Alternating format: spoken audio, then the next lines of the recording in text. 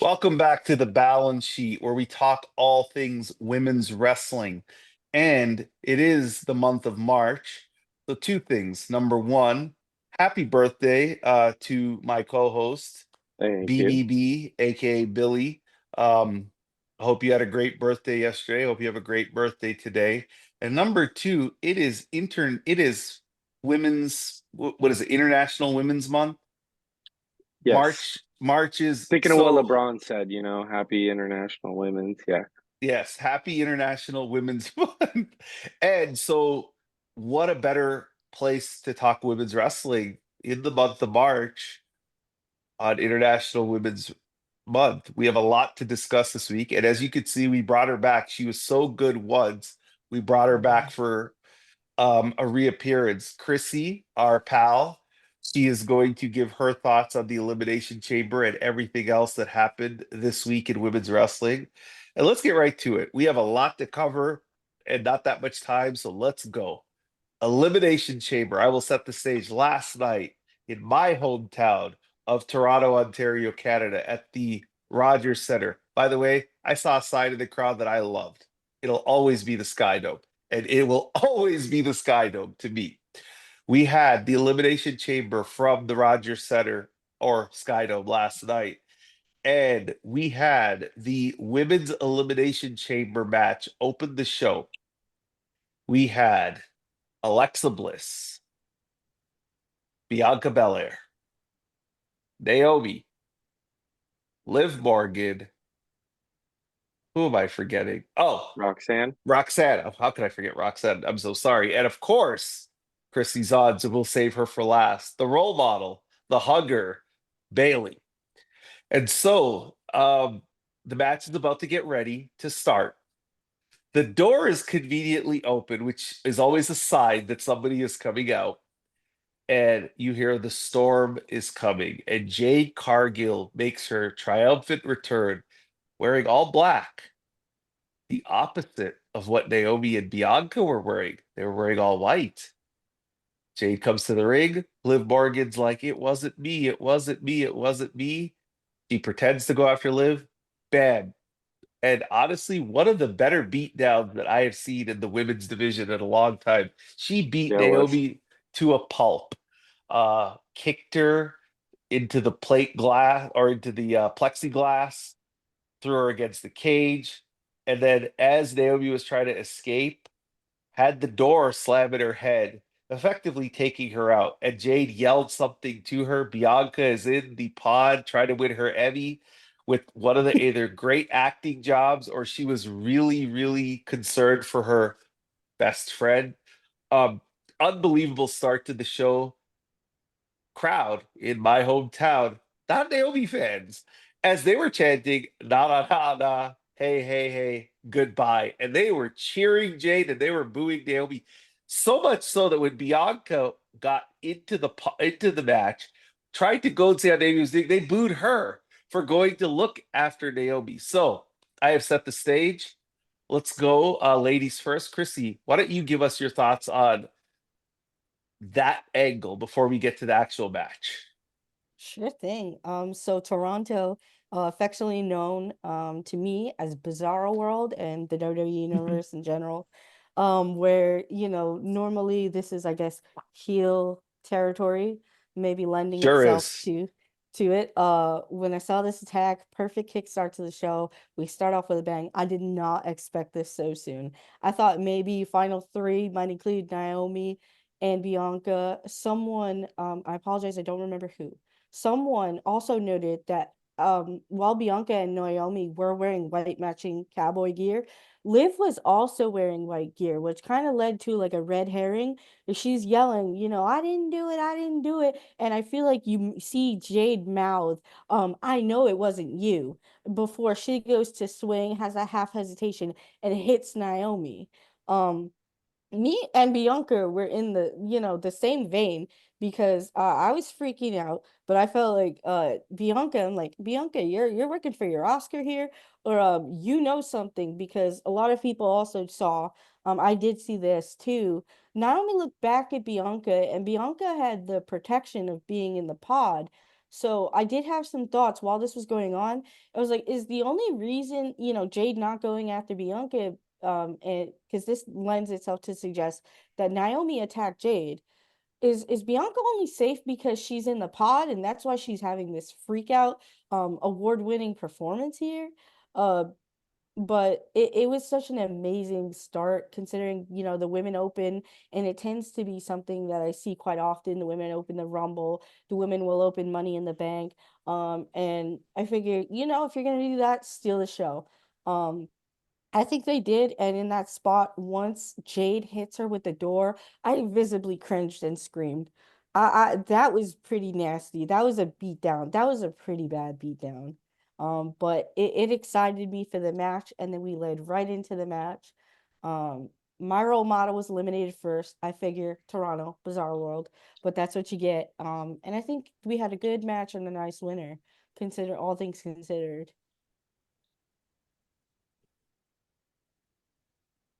I'm gonna jump in. Yeah.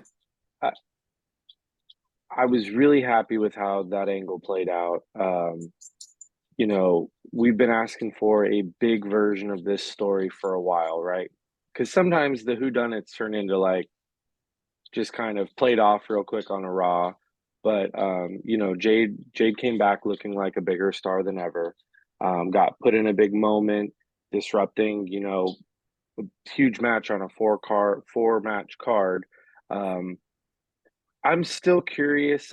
Naomi looked, we talked about her being this mastermind, and maybe this leads to a big heel turn for her, and a spotlight. Hopefully, we'll see, because she kind of got run over, right? I mean, she did not look like someone who had planned the demise of, Jade in order to get her spot on the tag team. She kind of looked like a deer in headlights, which makes me believe that, is it like a Bianca thing too, like what you were saying.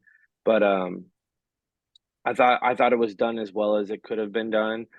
Someone made the joke, there were no greats. They've got that padding now, so it's harder to have someone come up during the match. So the door open is definitely the telltale sign. But the follow up is going to be just as important. I'd love for the story to be 5 weeks up to Mania. It should be one of the hottest things that they have on Mania, truthfully. And then the match, Raj, how long we've been talking about how Liv's title reign was kind of ho hum in the ring, right? We were like wanted more, and I think we knew that there was more. We've always known there was more. We've seen her, how good she is in the ring, shackled by the Dominic Mysterio piece of that. I think she's been one of the best wrestlers in the world the last 2 months. If you go back and since she lost the belt, it's almost like she's got the cuffs off, and we still got to talk about what happened on Monday Night Raw, because we haven't recapped it on this show. But she is, one of the tag champs now, and that match was incredible. But she was the star of the Chamber. Almost like she told everyone, "Hey, every move you have, lay it in 20% harder so it looks good on TV." Like, she was the sicko in there, and it really elevated the match. Not that everyone wasn't bumping their ass off, but she really was the centerpiece of a lot of the moments that, kept that crowd engagement.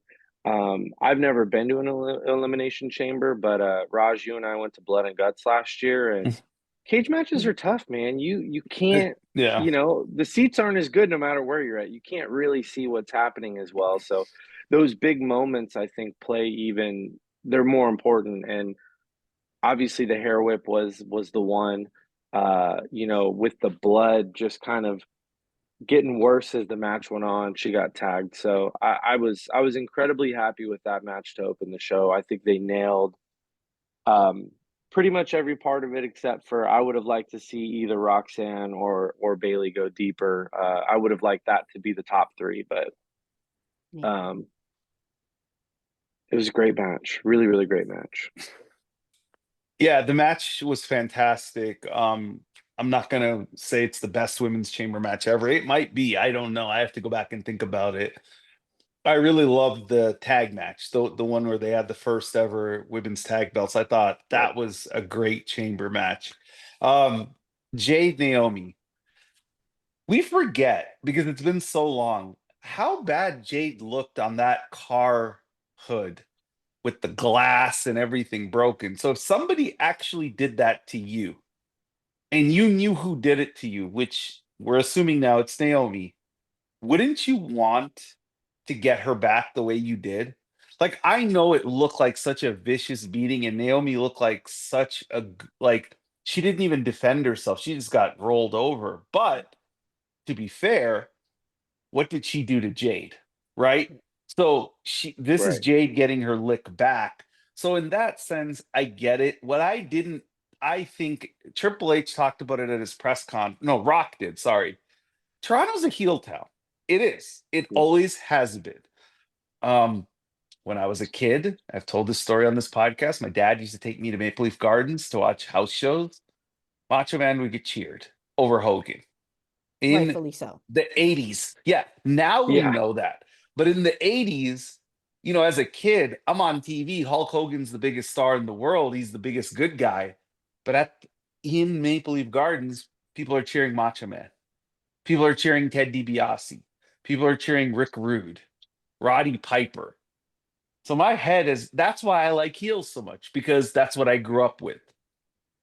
Fast forward, I went to the first ever Monday Nitro in the Scotiabank Arena. Diamond Dallas Page cut a promo saying, "Scott Steiner, you're an evil guy. You beat up my wife." And the crowd cheered. They cheered when he said, "You beat up my wife," because they love Scott Steiner. The Steiners are big in Toronto. I don't know what it is, but they're huge in Toronto. Michigan. It's close, Mich- right? I don't know. we just always loved the Steiners just because they were just like such ass kickers. We just love the Steiners.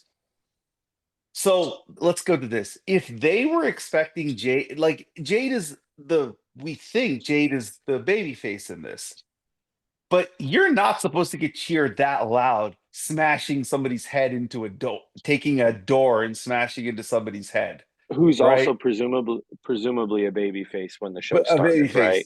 face. And she's getting stretchered out and they're cheering for her. Bailey in Toronto, just not a good match. It just doesn't. Bailey's so big in Europe and like they do the chant for her and everything. It's the exact opposite in Toronto. Not big Bailey fans. They love Can't Alexa win them Bliss though. all. They do love their Alexa Bliss in Toronto. She got a loud pop. So about the match, Liv Morgan was absolutely the star. She carried this match. She was the MVP. You have to put all the flowers at her feet. She held the match together. She played, dare I say, the Sasha Banks 2017, 2018 role in this match. She was the glue. She didn't Yeah. win the match, but she came out as the star of the match, even more than the winner, which was Bianca Belair. I So thought I Alexa have Bliss was. Well, I thought Alexa Bliss was really clean in this match. I thought she was very crisp. Moonsault was crisp, or the Twisted Bliss. She hit the DDT on Bianca. They protected her very nicely. Where she hit her finishing move, Bianca was out. Liv rolled her up, but held Bianca's braid for the leverage as kind of her way of holding the rope for cheating. That's those are those Excellent. little things though that just add to a match. I thought that was so clever. That was really good. yeah, I Excellent, love that excellent moment. excellent operation. So Bianca does win. And once Roxanne got eliminated, I was like, oh, it is Bianca. Like I was holding out hope that it was for Roxanne. Because Roxanne and Rhea would have been different, even though we know Rhea would have just rolled her over, but it would have been good for Roxanne. What's interesting, and this is where I want to give it back to both of you. The whole pre-show and the match and the post-con, they kept saying Rhea or Io, Rhea or Io. They never once flipped up even and said, well, it's going to be Bianca would be a dream match. It's like Rhea and Bianca would be a dream match, but so would Bianca and Io. So I would like both of your predictions as I pass the baton back to you. But they did a really good job, a masterful job, in my opinion, of making Rhea Io on Monday night feel huge. So back to you, Crissy, and then Billy. what are your thoughts about what's going to happen Monday night? Because now we know Bianca is going to be in one of in the main event or whatever they call the main event. What's going to happen Monday night? I have my own thoughts. Mm. So I did want to shout out Liv Morgan's performance. She Yeah. had her sixth all-time appearance. She got up to 5 all-time eliminations. I believe that ties Shayna Baszler. She's been in sicko mode in these style matches, rumbles, Money in the Bank, and she's held it down quite a bit. I was very interested that Bliss has been targeting Roxanne. Bliss targeted Roxanne on SmackDown. And then I believe she eliminated Roxanne here in the chamber. And she was, I think, the third from last to be eliminated. So her positioning was quite interesting, and it's made me consider my little deck of cards with what's to come. Um, with respect to your question, that tag team match was amazing. On Monday, it held up my doubt and my concern for would Bianca, win? Is it a red herring for Liv to win, and could she, go and possibly go on to become a double champion? Are they going for a swerve here? And they played it quite straight. I did look at the betting odds. Bianca was the odds-on favorite. Bailey was like the odds-on, not even in the stratosphere conversation. So of course, I picked her to win. When I look at these matches, result by result, I have my little deck of WrestleMania cards that I put out. I guess it's fitting for this year's theme. And I consider, what matches in the mix? What matches in the mix? I do have a question for you both. Have the women ever had a WrestleMania match on the card that wasn't, say, like a throwaway tag team match or a 6-woman tag team match where there wasn't that high of a stakes that they kind of had to invent stakes, where it was almost blood feud like what you talked about, Jade being attacked and coming back and attacking Naomi in this sense, and potentially the involvement of Bianca, who now is moving on. I don't know if she escapes these consequences quite exactly, because she's someone I could see working double time. Um, Bianca either going on and, in my mind, facing Rhea Ripley and Io Sky, and then going on to have to resolve her dispute with Jade? Or do we just run it straight and we have Naomi and Jade for, if I'm not mistaken, the first time at WrestleMania, a non-title, high stakes blood feud or very serious feud, significant feud that doesn't involve a title? It does. Yeah, no, we've been asking for it for a long time, and I hope that that's what they build it to. And if they do, I'll give Triple H some credit. My worry is that it turns into like a match we're all looking forward to, and I've seen other people on X worried about it, like, oh, it's going to be a squash, right? Like she's gonna get rolled. There's been a throwaway singles match, Liv and Natty, at On the the pre-show, WrestleMania though. on the pre-show, right? But no, that's what I was saying is I hope they put 5 weeks of effort into it, and if they do, and it's a match that we're all excited to see with no belt involved, that is gigantic progress. Then So I I hope do that have one that's what they question go with. after. If they do that, then is the idea of, say, Bailey versus Roxanne off the cards? Probably. I doubt that they do both. I'd love to be wrong, but that's what we've been talking about for a couple months is um, there's a lack of spots. Um, I mean, if Io's not a part of the title match, where does Io fit in? Where does Alexa fit in? Where does Bailey fit in? Where does Roxanne fit in? I think it's actually pretty clear that Jade and Naomi is a Mania match now. I'd say better odds than not, right? Um, Are we sure? Are we sure? Are we sure it's not going to be on the Friday night SmackDown before Mania Oh I mean, gosh, it could that's be, a but then possibility. what do Jade as and the main Naomi event? do on Mania? But the way WWE, okay, so I'm going to answer your question, Chrissy, but I'm going to answer it haphazardly. Shoot. Yes, there has been a blood feud that involved women culminate at WrestleMania twice. Stephanie, Rousey, Triple H angle. Yeah. That's But one. that was that was a But tag even match. before, Cena, Nikki Bella, Ms. Maurice. She said, Those are That's tag but matches. Like a yeah. No, singles no, no, no. match. That's what I'm saying. It's Yeah. never been no. The answer is no. We've never Okay. gotten a women's one-on-one match that had a story. Like we never got Carmella, Nikki Bella at WrestleMania when they had their feud. We never like Trish and Mickey was for the title, so you can't count that as a blood feud. For sure. Um, Yep. Crissy and Trish was a match where Lita was training her, but that was for the title. Like for the women, it always has to have a belt, right? It's Yeah. always a belt or a man. It's never just the two. So we're talking about Naomi and Jade on the WrestleMania card, and it absolutely, for all the effort they put into both of these angles, it has to be on Mania, right? Or does it? Because with how much money Netflix pays and how much money USA pays, and they look at everything as one big universe now. They don't look at it as, oh, the WrestleMania card. Because let's be honest here, Rhea and Io last night on that card, that would have been the best WWE card. And how if they put that match also on Elimination Chamber last night in front of that crowd, right? And we're again, my prediction is Io and Rhea are going to end up in some kind of draw, That and that makes it's going to be a sense. three-way. But let's say they did that, but they did it at Elimination Chamber where Bianca wins and then is watching Rhea Io, and they have some kind of draw, and Bianca, Io, Rhea then have the stare off for Mania. It feels bigger.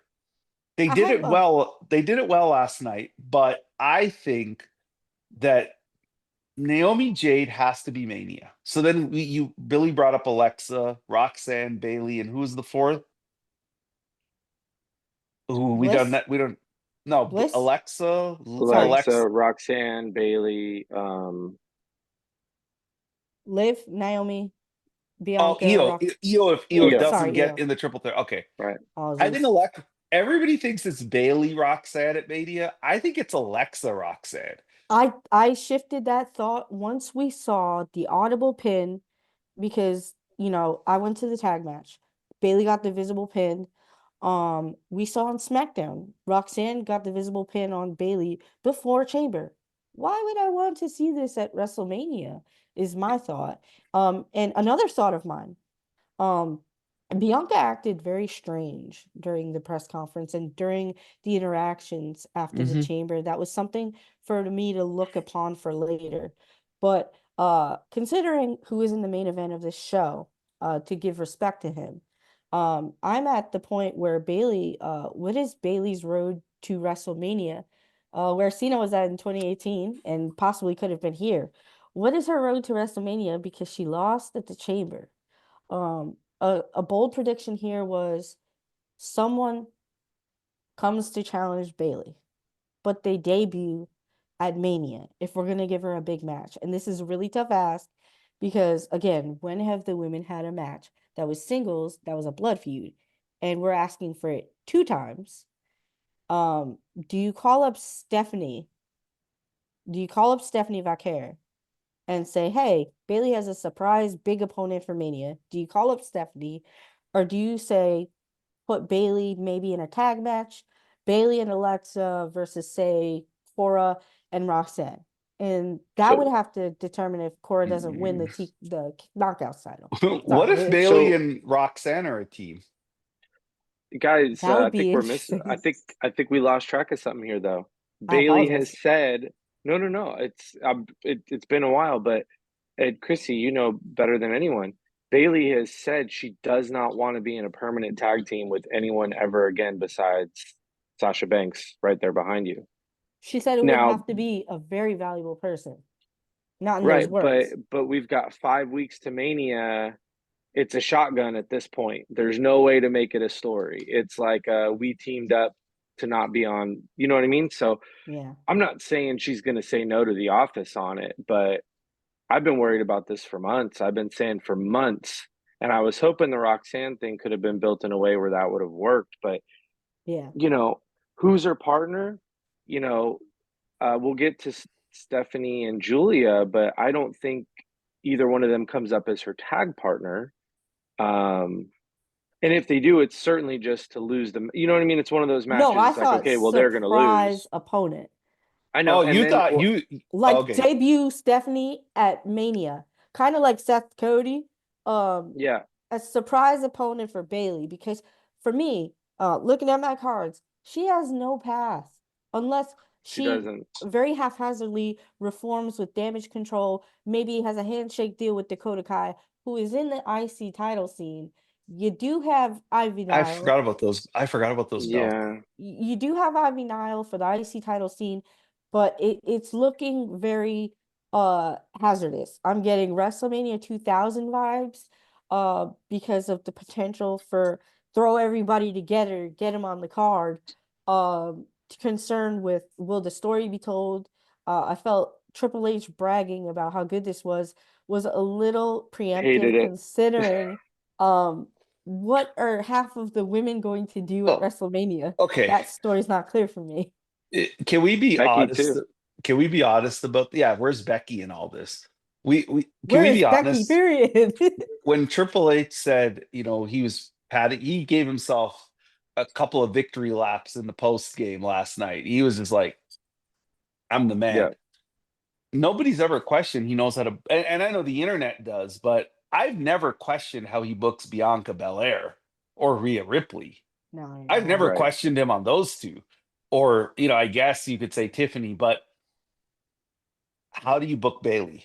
And how do you book Io? And how do you book Roxanne? And how do you book the multitude of talented women you have on this roster, that right now you have two singles women's titles, which we all, I mean, on this show, we have advocated since the beginning of our show to have these mid-card titles. They are useless. They are Yep. paperweights. They take up space in their suitcases. Like, we've gotten Chelsea Green defending her belt against the same opponent that she beat. And now we're going to get Lyra beating Dakota again, beat Dakota Right. again for Ivy, but she already but Ivy couldn't beat Dakota. Like, none of this makes any sense. It's very seat by the pants booking. But I have a theory, and I'll give it to you guys on this. Liv and Raquel are obviously going to be defending the tag belts at Mania. Okay. If you want to throw a bunch of women into a match, that's always the match they choose. Right. Dakota, Io, ugh. Bailey, Roxanne as the Cesaro Sheamus team, The where bar. they don't like each other, but then they team up and it actually works. I know Bailey has often said she doesn't want to be in a permanent tag team with anybody other than Mercedes She unless would it's do it with special. Roxanne, She though. would do it with Roxanne, right? So Bailey, Roxanne win the tag belts at Mania, and the whole MVP Matt Hardy kind of spirit. Io Dakota.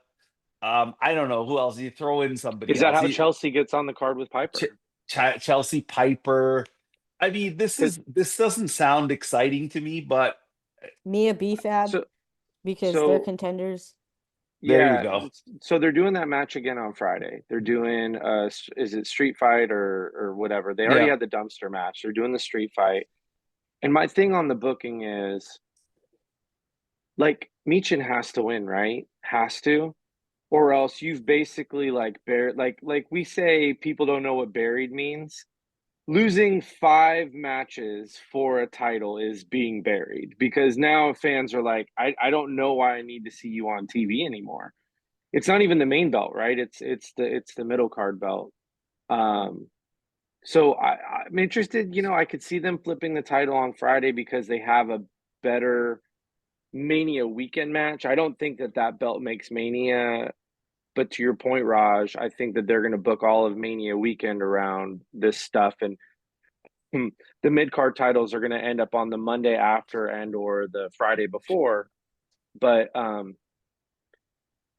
know BFAB and Michin could be a tag team, but if I'm stacking 4 tag teams for Mania, Metaphor. Right. Chelsea and Piper, though, because I think Piper deserves to be on the card, right? So Yeah. that's actually a team that I actually, if there's a tag match, I want them in it if it's a multi-person tag match. So Yes. Yes, I could see absolutely. the belt moving on that one. I got an interesting question on Io and an interesting thought. It'll be unpopular with this group, but um, we are Io fans. We love Io. We want her on the card. We want her in the big matches. So my brother-in-law was here last night watching the show, and he's a more so casual fan. And when Io came out, so the Rhea Bianca stare down, he was like, "Oh, that's going to be a great match. That's going to be a great match." And then Io came out, and he's like, "Why is she out?" And I said, "Well, they're wrestling Monday, so it's the illusion that Io is one of the best in the world. She could win." Mhm. And I said, or maybe they find a way to make it a triple threat. And he goes, "Oh, disgusting." I said, "What do you mean disgusting?" And he goes, "What's the point of Bianca winning the Elimination Chamber for Io to just get in her match? Isn't that like what they did with Charlotte years ago that everyone hated?" And I'm like, man, perspective is everything, but that's kind of true, It's right? I different. mean, it's It, It's kind of, it, is it different. it? is. Is it? It's not different if She was it, robbed. it, Io was robbed. it's Charlotte was it, named. it all depends on how the Io Rhea How they match get there. is, Yep. right? Like if Io, let's just say Io pins Rhea, but for whatever reason, it's not counted. Or what if they do the dusty finish where Io pins her 1, 2, 3, Rhea's foot's on the ropes, ref doesn't see it, and then they almost hold the belt up. Charlotte and Rousey and Becky, yes, your brother-in-law, that's a very astute observation. Now, no wrestling fan would ever compare Io to Charlotte in that vein, but I understand his point, which is you wanted Becky Rousey, you didn't want the third wheel. You want Rhea Bianca, but the difference is this third wheel is as beloved as the other two in the community. Now, she's certainly not going to be the poster of events and stuff. Well, she could be. I don't know how they do it. I want Io in the match only because Io and Dakota to me, if that's the other path, is lame. Like It Io is. deserves something better. You know why Jade won't be on SmackDown? Because she's an AEW hire. They won't put her on.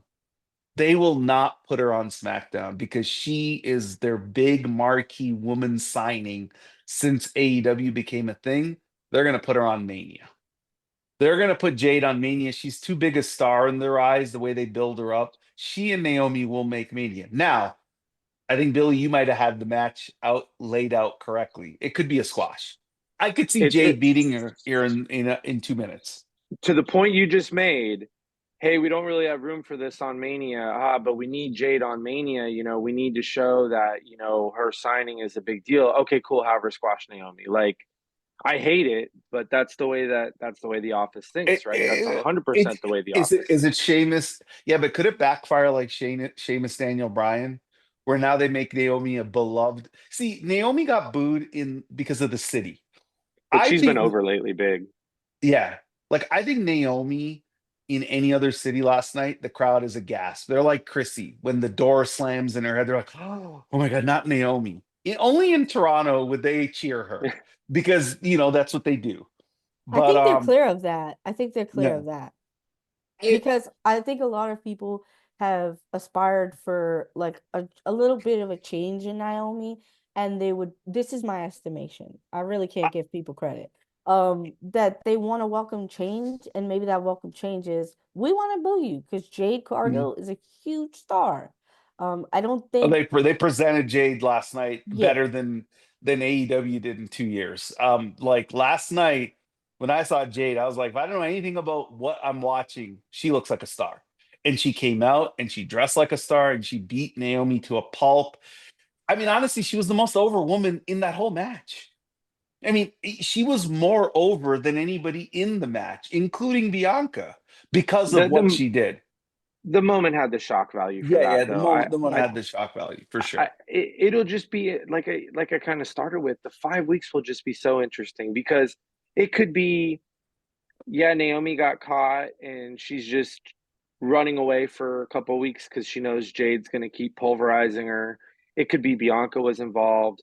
What I would love, again, because we've been trying to book this for that moment, Crissy, that you threw out there that I think fans want for Naomi. You know, what if there's a reveal in the ring and Jade's like shows the video and Naomi's like acting all scared, but then she has almost like Cena just had that evil kind of smile come across her face, and then like a metaphor comes in and helps her beat the crap out of Jade. Like that's something that could work and make her seem like a worthy adversary and get that evil. Because if they're gonna do it, like they need to go all the way evil. For people that don't know, Naomi is a great heel. Yeah, she Fantastic. can. She if Jade beating her up last night leads to Naomi winning at Mania, I'm all for it. If that's the Yeah. plan, like if the plan is Jade gets her licks in, Jade destroys her, but Naomi almost goes to a different gear in the match to win of evil, then I'm fine with it. But if this is all set up so Jade could kill her in 2 minutes, it's a waste. Because now you've turned a lot of money away. Because this feud, honestly, Jade Naomi has the potential, if they do it right, where Jade will win the feud at the end. I mean, nobody's denying that Jade shouldn't win the feud. But I want to see a singles match. I want to see a cage match. I want to see last woman standing. I want to see the series of blood matches between these two, which, let's be honest, other than Sasha Banks, Bianca Belair, we've never seen two African American women have a prominent feud. And you can't even say Sasha and Bianca had a feud. They had a marquee match, but they didn't have a feud. They were kind of a dream match put together. So I think they have a lot of opportunity here to break ground, Yeah. unless I'm missing a feud.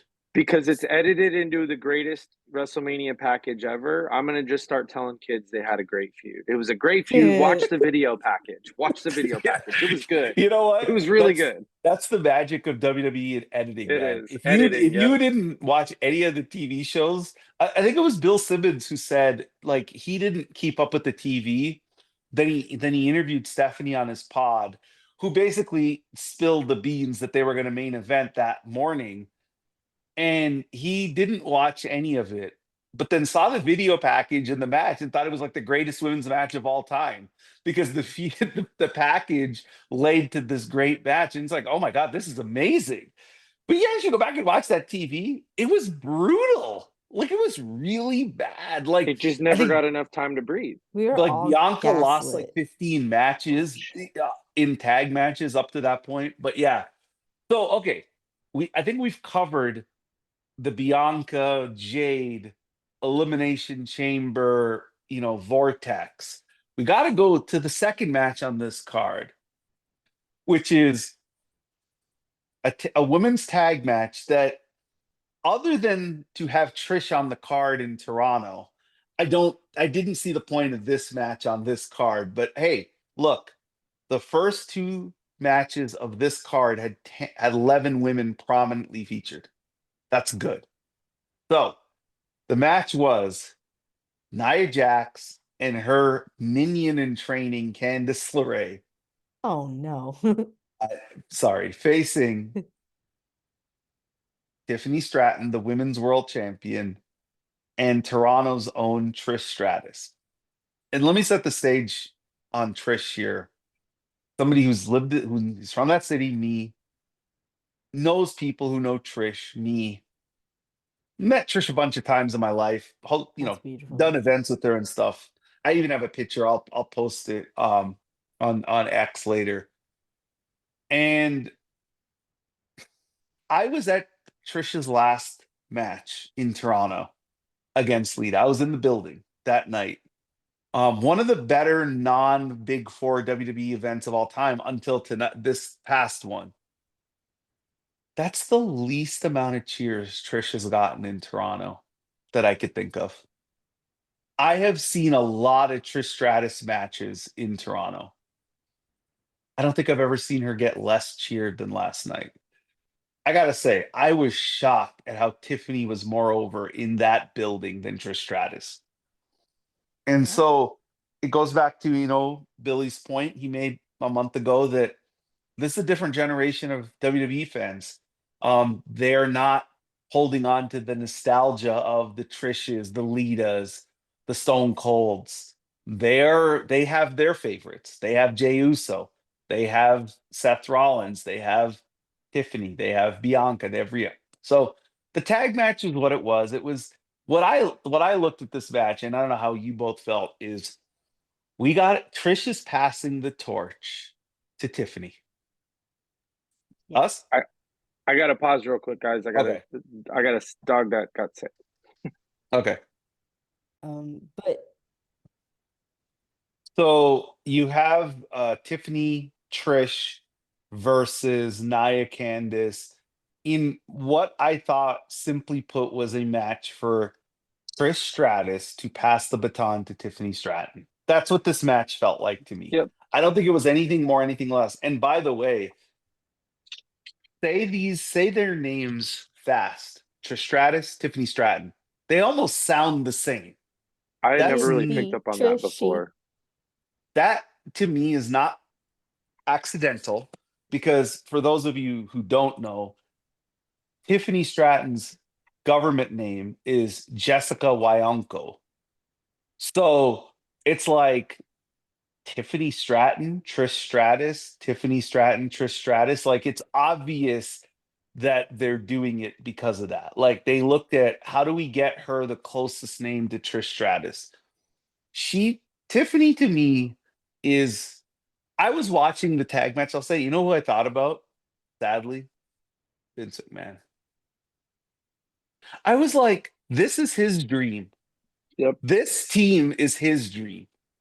Now, to be fair, Tiffany is very over, and she deserves that. And to me, this was a good tag match. But I thought Tiffany was the star of this match on purpose. Like, they set it up for her to be the star. What shocked me is she pinned Nia Jax clean, Yeah. not Candice, which is surprising. But I mean, we don't have to spend too much time on this match per se. But what did you guys think? So Tiffany pinned Nia in a shocker because I thought maybe they'd revisit their feud. I don't know what Nia is gonna do for WrestleMania. Once again, another person in that shuffle. Tag Two of match. them in the tag match. Yeah. I'm not gonna lie, I was pleasantly surprised that Candice was not pinned, because I thought, is she here to eat the pin and we get, the pop that we need to? We got the hometown girl, got the top girl we need to establish as, she's a good guy now. It did the job for me. And if I may, I have a few words for Miss Charlotte Flair. May I present them to Miss Charlotte Flair? Courtesy of Tiffany Stratton. All right, so you guys may be familiar with a little bit of this wording. So, Charlotte Flair, while you lounge about, hopefully as contented a queen deserves to be, I want you to listen to me. I want you to digest this, because before you leave in 7 weeks with the WWE Women's Championship, I have a lot of things I want to get off my chest. I don't hate you, Charlotte. I don't even dislike you. I do like you. I like you a hell of a lot more than I like most non-horsewomen wrestlers. I hate this idea that you're the best, because you're not. Tiffy's the best. It is Tiffy time, and Tiffy is going to the Tiffy top. And So that's does CM Punk get royalties for that? I don't Because know, but I'm willing to pay him because he was that never that right. was the He pipe was because never that right. was the pipe bomb, right? Like, that is the Yes. famous pipe bomb. So before Billy, if you want to give us your thoughts on this match. Yeah. No. Uh, it made sense to me actually that Nia was the one that took the pin, because I think that has to be like, we can't It. have any more TV time with Tiffy and Nia, and I don't know that that's fair to Nia. I don't think she ever really, like, Money in the Bank. Losing your title to Money in the Bank, you usually do get a rematch at a PLE. Although they've moved on before, but at least the pin kind of gives the fans some closure on that. I think it's clearly Nia and Candice. And you know, we've already named like 6 tag teams, and that's too many. So it's Yeah. who is going to be off the card. It's you know, frankly, I don't have a lot of confidence that's a priority after Triple H's comments at the press conference last night, which are so disingenuous because he's like, well, we're going to put the hottest thing in the main event. We're going to put the hottest stories on the card. And it's like, yeah, but you create the hottest stories. Your investment or non-investment changes what is and what is not the hottest story. Because guess what? Last year, Bayley and Io was absolutely the hottest story, and they slowed it down, which we talked about, I think, last week or 2 weeks ago. Yeah. They're the ones who slowed it down. So I just think he's at this point. I think he's a joke. I think, you know, I enjoy the show.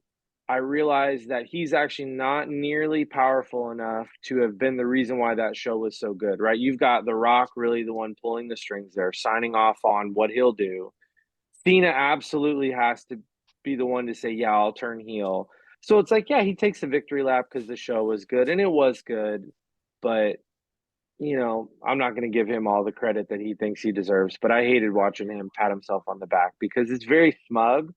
And, you know, he plays favorites like we, you know, on the men's and women's side. So, but anyway, he knows how to book Rhea Ripley and Bianca Belair very well. Exactly. Right. He does that. To you guys, to both of what you both have just said, Rhea Ripley and Bianca Belair is a dream match in anybody's playbook. And this dream match feels so lacklusterly built right now, as of right now, considering that if that's going to be the match, that doesn't feel like the dream match. It feels kind of like what they almost did with the Bayley versus Io, just with less time. It doesn't feel like there's a lot of fanfare compared to, say, you know, whatever they give Cody. No. And I feel like Triple H's booking issues, and maybe I could definitely be wrong, but he has 1 to 2 people in mind, priorities, men and women's, and then everybody else is just like fill in by the numbers, paint by the numbers. We'll figure out the color when we get there. Just very lackluster, lazy, and it was very disparaging to hear it. Bianca Belair, Rhea Ripley. Yes, he can book those 2 women very well. So I think Billy hit on a lot of good points. You, Crissy, hit on a lot of good points. I'll add to it. Number one, I don't think Io ever gets the run she got last year if she didn't get hot in Puerto Rico. You know, we forget Io was kind of floundering. And then all of a sudden the Puerto Rican crowd versus Bianca went bonkers for her. And it's like, oh, I got something here. Number 2, him and Bayley and Io got robbed last year. They should have main evented night 1. I understand not main eventing no rematch night 2. either. I understand not main eventing Cody, Roman 2, whatever. Okay. But you can't get in front of a press conference and say the hottest things main event. When Bayley and Io were so hot, when Bayley turned babyface, the crowd went crazy for her. And then at a Las Vegas press conference, because Seth gets in your face or I don't even know what that was about. It's like, let's just shift it to give Seth his first ever true Mania main event. Like, when men get hot, they absolutely main event. Jey Uso is a perfect example, right? When they get hot, he will push the button. But when the women get hot, it has to be his chosen ones. Like, this is why I believe I hate saying this because I don't know, maybe me and Crissy are gonna have to thumb wrestle for it. But on this panel, I feel like I've always been the bigger Io fan, just because of my appreciation for her from Stardom and stuff. I would give it to you, but Crissy can fight you for it. Crissy can. But what, not for saying, like I know bigger you love. Io fan? Yeah, I know you love. I'll give it to Io you. I too. watched that Stardom match. I watched them. I know you love Io as fantastic well, Billy. You know why Io shouldn't be in the match? Oh boy. Because then it'll actually main event. That's the only positive. If it's just Rhea versus Bianca, it will main event. You know why? Because they're his girls. Those two are his girls. No matter what anybody says, those two women are his women. The horsewomen are a Dusty Rhodes, William Regal / Norman Triple H Smiley. Norman Smiley production. If you take Io out of the mix and it's just Rhea and Bianca, and I hate this because I love Io Sky. I think she deserves to be in that type of a match, not a tag match. There is only one positive. Rhea and Bianca I'm willing to put money on it. They main event. If it's a singles match, they main event. I would think so.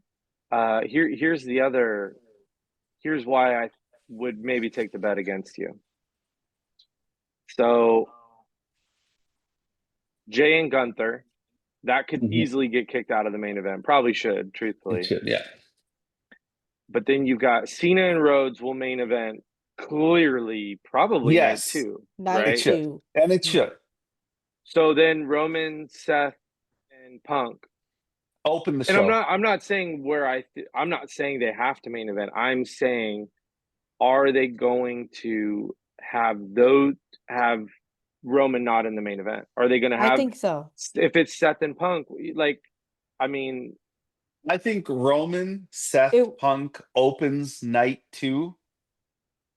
I think Cena, Rock closes night, or Cena, Rhodes. Cody closes night 2, because I think Roman is going to help Cody win the belt, keep the belt. Because I think we're going to get Rock Cena versus Roman Cody at some point. Yeah. And I'm going to take it a step further in fantasy booking. We're going to get a 6-person match. Rock, Cena, Travis Scott versus Cody, Roman, and Vin Diesel. We're going to take it a step further. Let's go. I love that. Bad Bunny tweeted last night, "What the hell was that?" when Travis Scott was out there. So I was like, "Are they going to have Bad Bunny and Travis Scott wrestle?" I saw Travis Scott. I like Travis Scott as a musician. I don't know if he's going to be a good wrestler. Bad Bunny is a professional wrestler. He could Travis do the job. Scott slapped the shit out of Cody.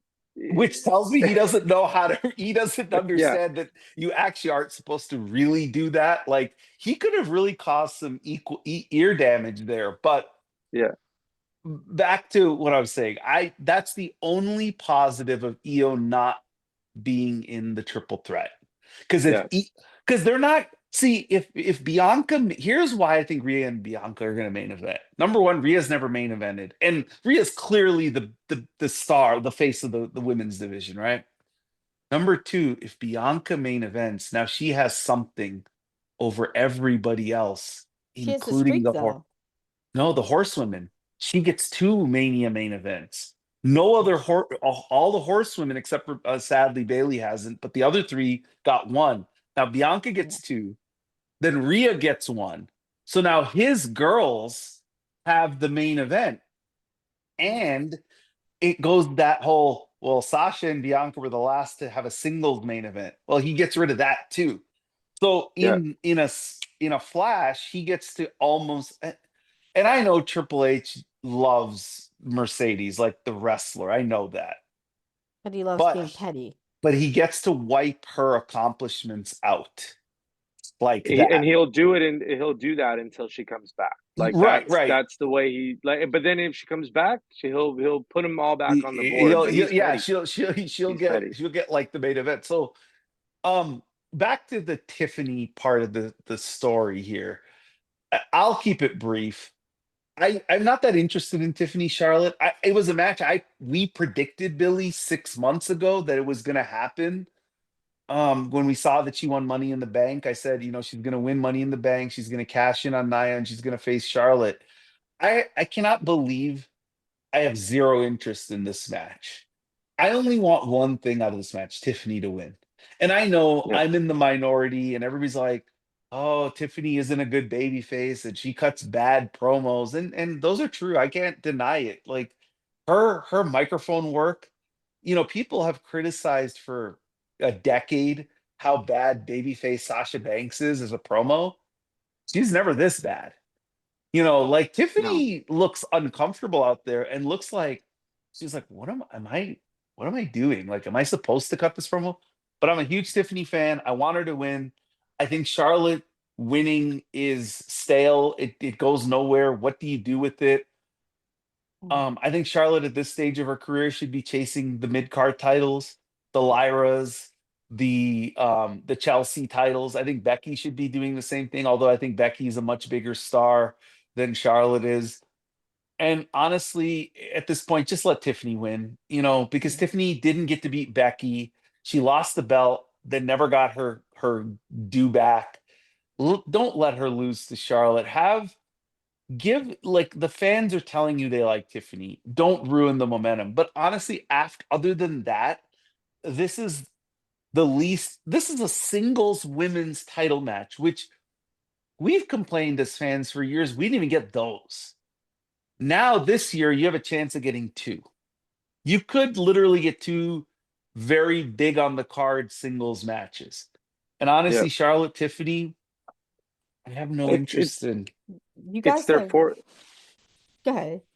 Go ahead. they're forcing it. They've been forcing it to be I don't know if it's, so she doesn't eat up Charlotte on the mic. Uh people saying she doesn't have good mics. So she's certainly uncomfortable trying to be inspirational or whatever white meat kind of baby face that they have her trying to be. But she was very good against Becky on the mic, and they could go where they're both. We've talked about this. It's just it's almost like, how do we build this story in a way that doesn't make Charlotte look bad, and it's making the story not as compelling because I don't think the crowd's resonating with Charlotte. I don't know if it's because of the newer crowd thing, like what you were talking about, Raj. Mhm.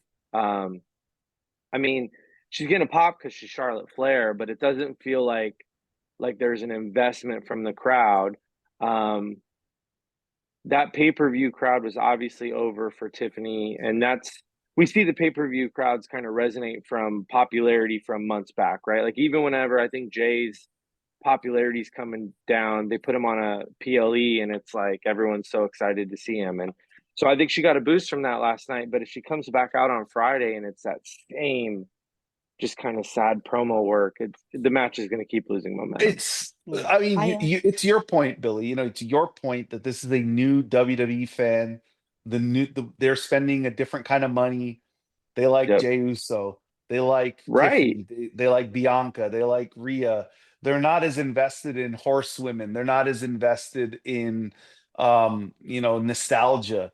And honestly, Midcard. like, you can't spit in their face and give. And that's the thing. Like, if Charlotte came back as this super hot heel, like, again, we always bring this version of her character up on this podcast, I feel like every 2 weeks. But if she came Yeah. back as blue hair Sasha Banks, who was smoking hot, I could make the case that that version of a Charlotte Flair heel should beat Tiffany. Yeah. But she's not hot. You guys have been talking like for several weeks on things that were my concerns. You addressed several of my concerns with this match. The heat factor, because who's going to be the babyface and the heel? The potential for injury. The fact that I don't want to see either of them perform a moonsault in this match. The pressure that it then places on Tiffany Stratton. Now, I will respectfully disagree and say I have the confidence in Tiffany Stratton to take this bolster on her shoulders. But I could very well see myself falling flat on my face with that prediction. Because this is kind of a throw into the swimming pool kind of moment for Tiffany, because I feel like she has to carry this. And I recall a fan, you guys may have said it as well, that noted a distinction between the horsewomen and elevating people. One, in that I personally think that sometimes she just doesn't. She goes out there and goes for broke. And I guess as a superstar, you're very well entitled to do so. But there's this feeling of kind of a holding of a hand and bringing you along. from the other three horsewomen when they're feuding with someone. Say when Mercedes is feuding with a Billie Starkz, if I could speak about that, and she throws coffee in Billy's face or tea. I apologize, and then Billie does it right back. She gets her lick back. She doesn't look completely stupid and buried. Bailey making sure to trade even wins, even taking more losses just to have this person be elevated and be proven. She worked with Tiffany for the entire year to this point. Becky Lynch, going down NXT and elevating Tiffany, even lost, making her look like a credible threat, before putting over Lyra. There's that distinct difference, all due respect, that Charlotte is like, I'm the woman. You're just gonna have to deal with that. That lends to this, in my opinion, the disconnection with the audience, because we've not seen you struggle. We've not seen you have these moments of doubt, like top guys like, say, a Cena or a Punk, or in this case with the women's division, the Bianca or Rhea, where you've seen their lows caused by Charlotte Flair. Um and got to root for them to come back. And then on top of that, I guess this would be outside of the wrestling realm. When you have these big matches, do you show out? Do you make the other person look like a star? Or are you just like, I'm gonna get my moves in and get my stuff in? Um that's the disconnect I feel, because when I watch these matches, I think like a lot of you, I watch it with the hope and the expectation that I'm getting an escape. I'm leaving, and this is like leaving the real world, and this is like watching a movie. I want to escape. I want to be enveloped by this match or these matches. And when, say for example, a Charlotte Flair comes in, I feel like I'm very taken away from the experience, because I feel that veil comes down a bit at times, where I'm like, this is not believable. This is not believable offense. This is not believable comeback. This is not believable character storytelling, or this character doesn't match this tone with either wrestling moves, wrestler makeup, or this story. And a lot of the time, and you've seen it with like Road Dogg's comment, Yeah. there's that mismatch where there's no understanding with what the audience sees and perceives versus what they're thinking and planning, and it's just a rough watch. So I'm sure you remember Yeah. the Road Dogg comment with the mountain, where we were like, hey, you know, it's tough to root for Charlotte Flair, where you feel like someone climbed the top of the mountain and Charlotte Flair was just helicoptered to the top. Yeah, no, you nailed it. That's the biggest disconnect is it's she doesn't ever look bad. And um all the other veteran championship women, when they are facing especially someone younger, are going out of their way now to, you know, make the feud help rise the younger person up to the feud. And I'll use Rhea as an example. We actually don't. Charlotte's not Rhea right now. Like Rhea doesn't need to have 50-50 booking. Um, Now they probably shouldn't have her hammer someone for 6 months like they do sometimes. But um, Yeah, even the at this underdog Rhea point, gives them a chance. yeah, you know, I think we had talked about months ago. They hadn't really ever had Rhea. You know, Liv didn't get uh, the upper hand on Rhea, even with Raquel in the fold, right? Which it's a problem. It kind of hurt that feud a little bit, but at least Rhea is in her prime. This is a Yeah. one-on-one. At some point, Tiffany's got to get a little mean and get a lick back, or else that Mania match is just going to be like, all right, just do it and move the belt over. And then if she wins, um, it's just not going to have a lot of juice behind it. So I think you nailed it exactly right. It's for them to be compelling on TV now. They have to be giving as much as they're getting back. And Charlotte is the only one of the four horsewomen that has not um, learned that. Um, you know, I know Mercedes is on what, an 18-0, 19-0 run or whatever, but She let Harley get over on her on some segments. She let Chris Statlander put her through a wall. Willow absolutely got over on her in a couple segments.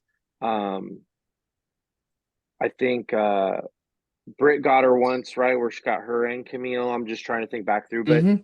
you know, she lost many segments, and I can't remember the last time. It's not something that Charlotte does very often, regardless.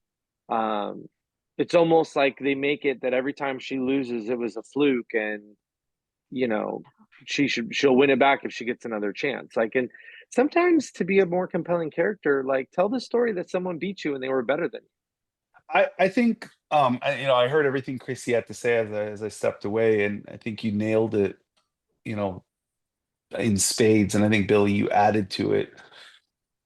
For somebody who's Ric Flair's daughter, it's amazing how much she doesn't understand how to get the other person over.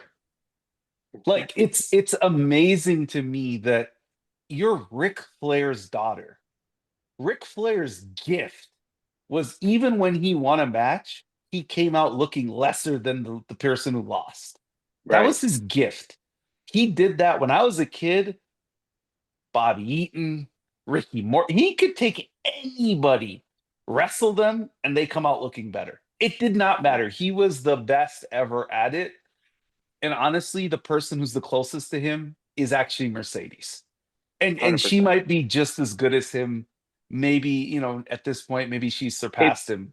But it's Well, I hard. she, have It's my harder now takes. on weekly TV. It's yeah, yeah, harder. yeah, it's harder because, back then you were protected. TV wasn't live. You could edit stuff. You could do a lot of different things. You could do screwy finishes and people wouldn't get mad. The thing with Charlotte Flair, and I actually don't blame Charlotte for this. I don't. I think their stupid pursuit of Ric Flair's belts with her has just ruined everything. Like, she could be one of the most compelling women's characters of all time. Like, what if she told the story? Like, what if she came in as Charlotte Smith and we behind the scenes knew she was Ric Flair's daughter, but on camera, she never told that she was Ric Flair's daughter. Like, she wanted to do it on her own. She wanted, like there's two examples of this in sports. There's Jordan Schultz, who's an FS1 insider, whose dad is Howard Schultz, the Starbucks founder, who could have just gotten billions of dollars in inheritance and never worked, right?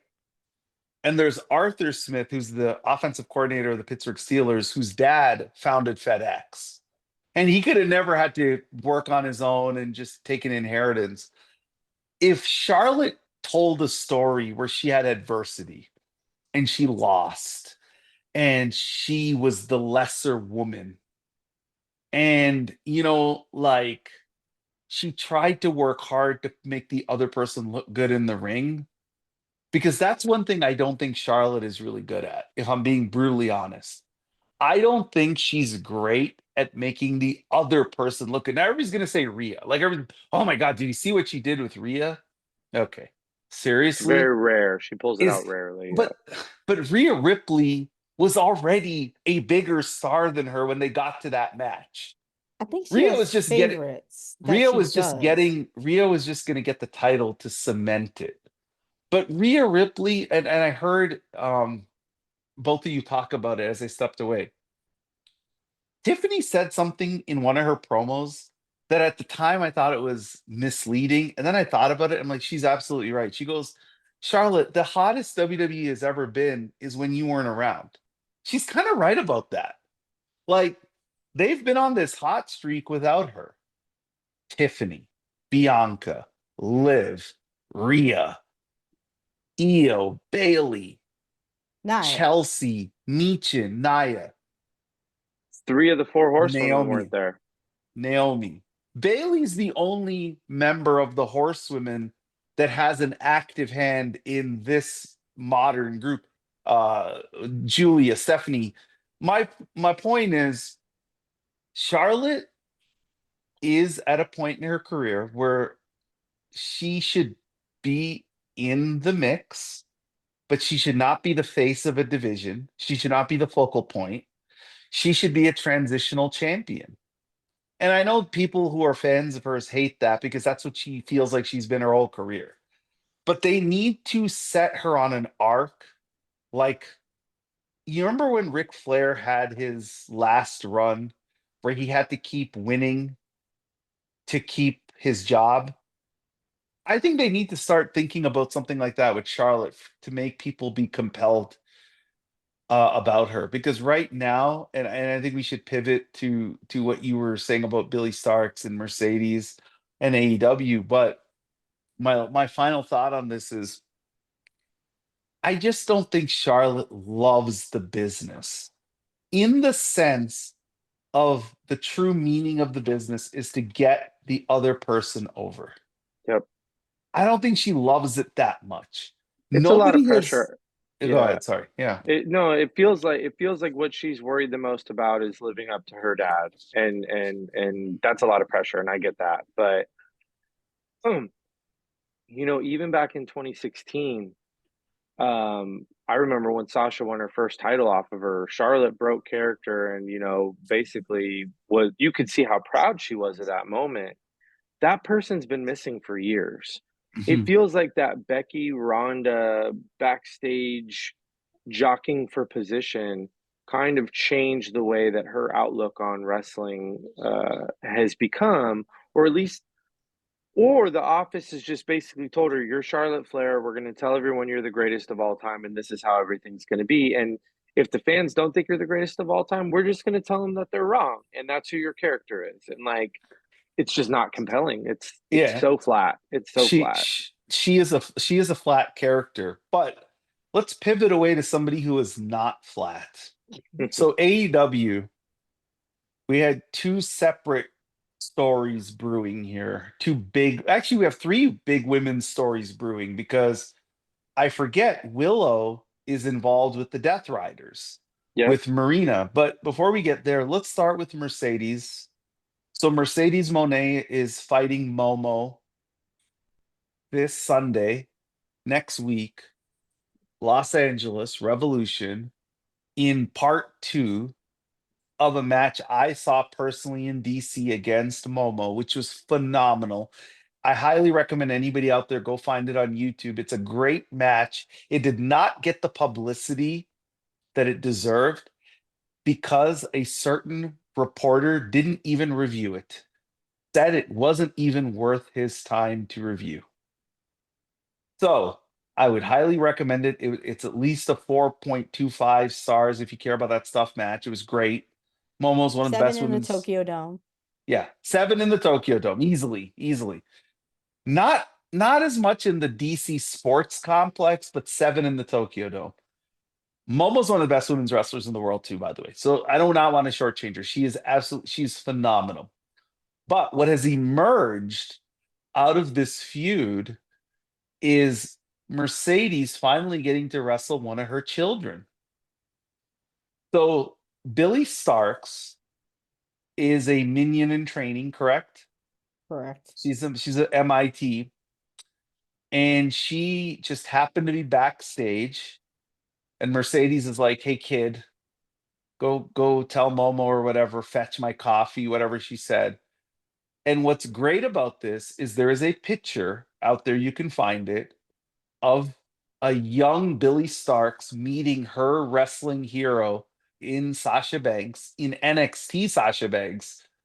And it's great to see how much of an influence Mercedes has had, Bailey, Becky, Charlotte, where the women grew up who, like Tiffany grew up idolizing Charlotte, Lyra, Mercedes. I know they tell it's Becky now, but it was Mercedes. It was Mercedes. It was Mercedes, right? Okay, it's Becky. Well, for the sake of We this got the argument, tweets. Roxanne, Bailey, now Billie Starkz, Mercedes. So that was cool. What was really good about all of what they're doing with Mercedes, in my opinion, is I think we're seeing a different character to Mercedes, a comedic heel character where I she's love willing to this. make herself look bad. Billy kind of one-upped her, called her a narcissistic bitch.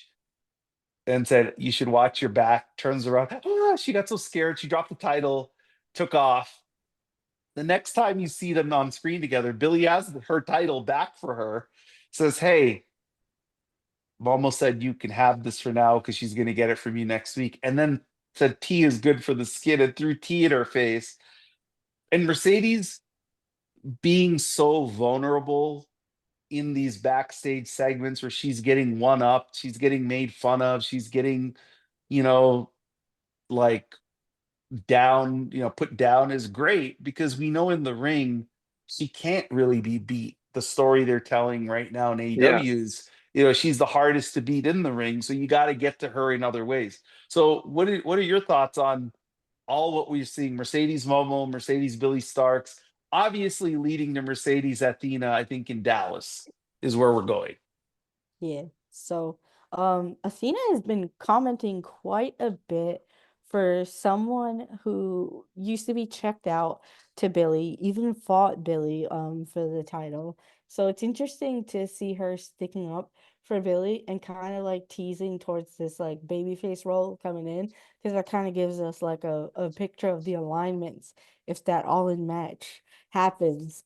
Um, and it's beautiful to see, as you guys have said, Roxanne's working with Bailey. Billie Starkz, from that picture, a lot of us watch them grow up and get to face their idols. This is like the dream.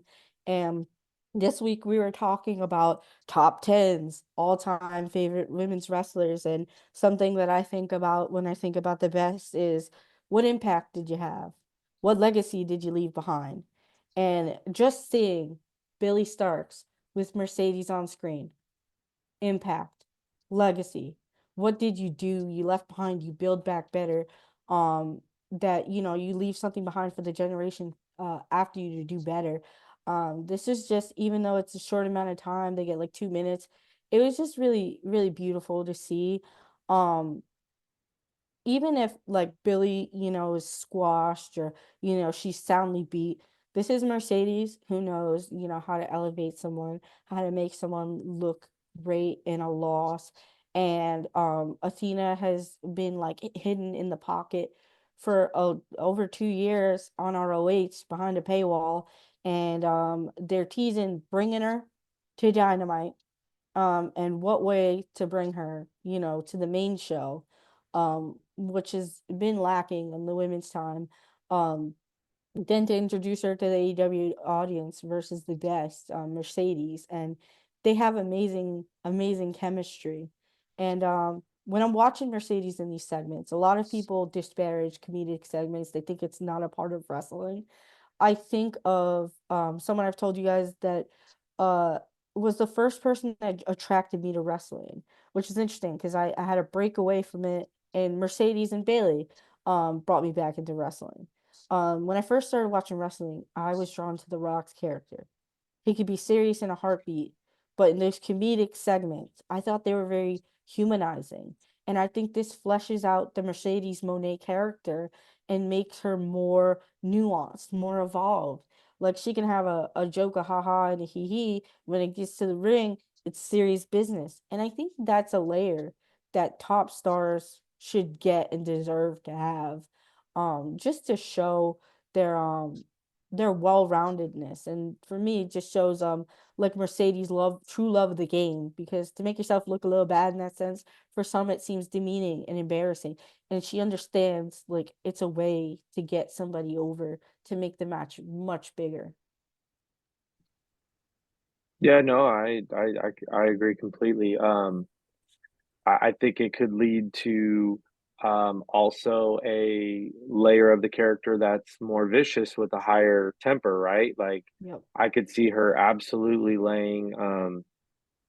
I would almost bet she's going to lay Billy out at some point, which would then be the thing to bring, Athena to TV to kind of defend Billy. I do hope all of it leads to a match. I think it's going to have to, and that could be really cool for the Boston show that they're going to do in April. I think her and Billy will actually draw a big number because the women's wrestling internet community that supports women's wrestling in huge numbers, like we all always talk about, that that audience is absolutely going to tune in for a properly announced, properly hyped up, and hopefully main event match for the two of them. I do wonder if it's a little early. How many pay-per-views between Revolution and All In? I know Double or Nothing for sure. Dynasty 2, is it the only two? Mhm. I do What about wonder. Forbidden Door?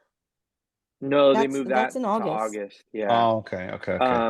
I do wonder if it's a little, and I just don't trust Tony's storytelling enough, but I trust Mercedes' involvement in it. But it seems a little early to be doing this. If it's the all-in match, it almost feels like it could be the Dynasty or Double or Nothing match. Just because how are they gonna make this last 5 months, 4 months, 4 or 5 months? I mean, that's quite a while. For the first time that they actually wrestle each other to be in July. But we'll see where they go. They could always slow play it, kind of have Billy disappear for a couple weeks and then come back. Depending on what plans they have for Mercedes for I guess Dynasty's next, right? Yeah. So, but I'm excited about it. I think exactly what we were talking about is she's willing to let the other wrestlers go over her in some of these segments. I wish the segments were 2 minutes. They're more like 30 seconds, to be honest. Yeah, Mhm. yeah. But I will try to be positive.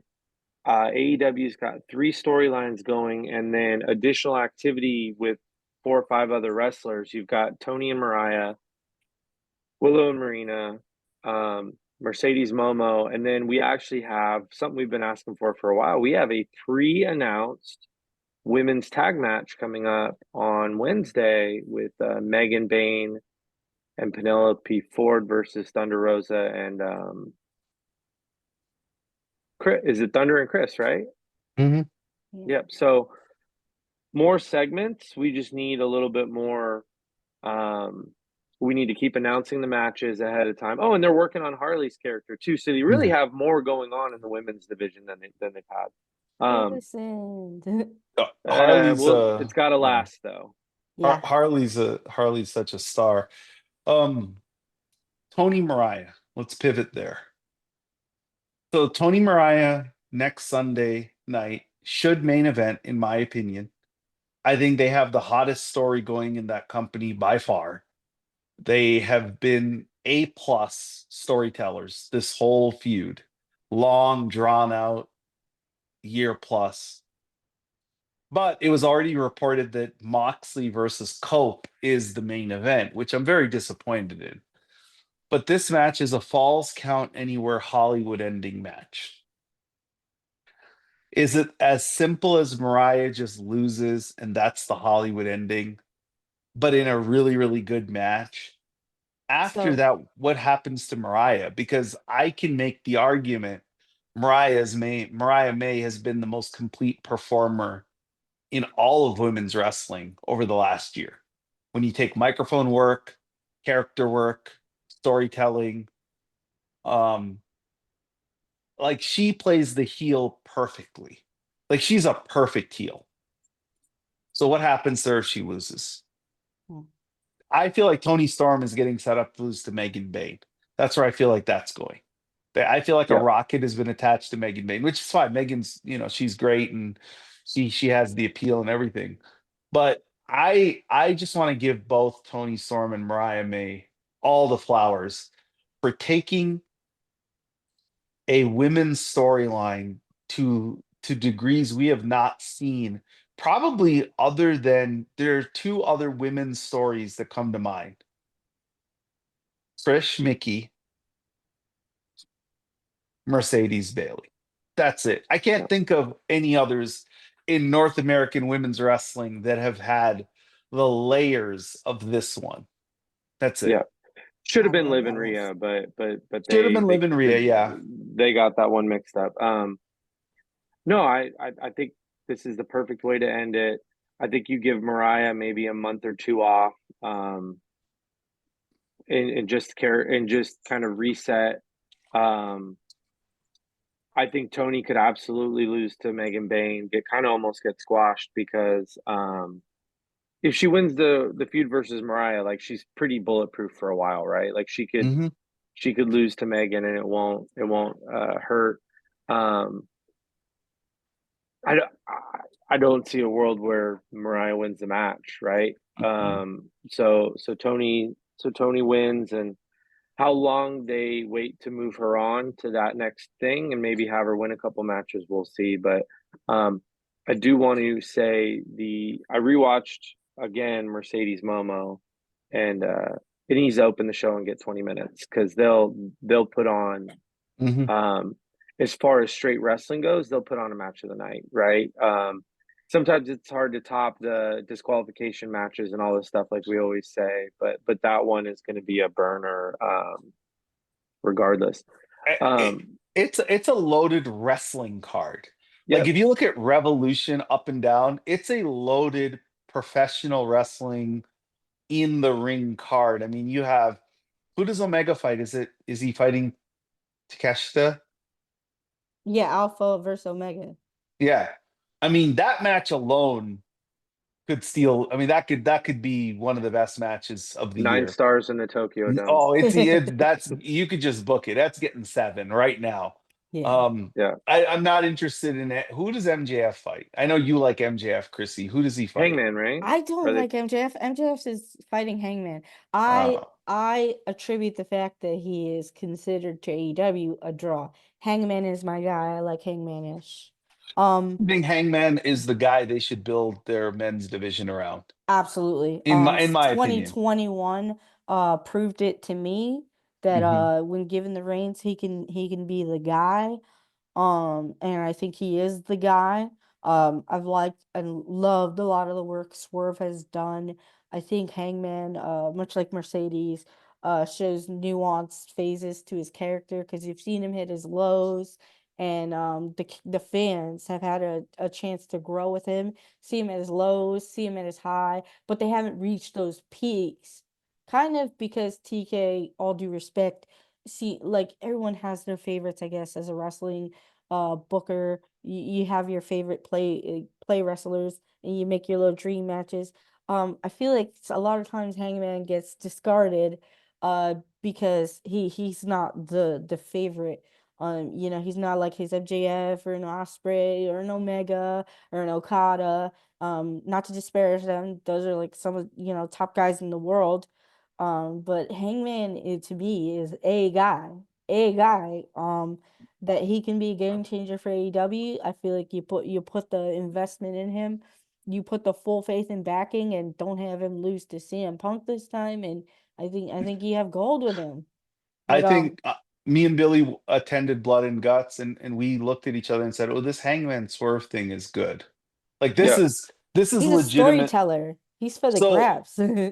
we're coming to the end here, so I want to cover 2 things with both of you before we leave. Well, actually 3. So let's start with NXT. Julia Stephanie announced 2 weeks. Well, from this Tuesday, the following Tuesday, not this week, but next week. Title for title, winner take all. And sadly, the report came out, and I won't repeat it because I don't want to spoil it, that this is happening because one of them is working through an injury and will take time off after dropping her belt. What are your expectations? We of the 3 of us know who's going to win the match if these stories are true. What No, is I your disagree with the reports. Okay. I think it's a red herring.